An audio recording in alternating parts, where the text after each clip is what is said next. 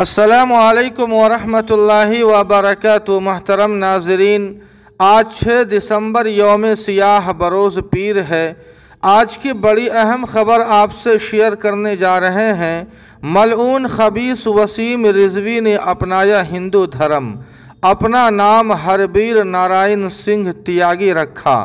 جی ہاں ناظرین، آپ کو بتلا دیں کہ شیعہ وقف بورڈ کے سابق چیئرمین وسیم رضوی نے آج اسلام چھوڑ کر ہندو مذہب قبول کر لیا ہے اور اپنا نیا نام ہربیر نارائن سنگھ تیاگی رکھ لیا ہے۔ غازی آباد یوپی میں ڈاسنا دیوی مندر کے مہنت یتی نرسنگھانند گیری نے وسیم رضوی کو سناتن دھرم قبول کرایا ہے۔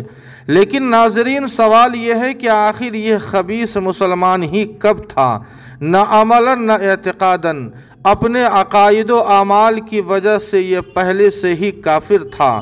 اسی لیے اس خبیث نے مرنے کے بعد دفنانے کے بجائے جلانے کی وصیت کی تھی۔ البتہ آج اس نے اپنے کفر کا باضابطہ اعلان کر دیا ہے۔ ناظرین، دوسری طرف ہمیشہ سے اپنے بھڑکاؤ بھاشن کی وجہ سے چرچا میں رہنے والے یوپی کے اناؤ سے بی جے پی کے سانسد ساکشی مہاراج نے اویسی کو ہندو بتاتے ہوئے کہا کہ الدین اویسی کے پردادا بھی ہندو تھے، جن کا نام سیتا رام داس تھا۔ ایک بڑا الزام ساکشی مہاراج نے الدین اویسی صاحب پر لگایا ہے۔ الغرض ناظرین، اس خبر کے متعلق آپ کی کیا رائے ہے؟ کمنٹ کر کے ہمیں ضرور بتائیں۔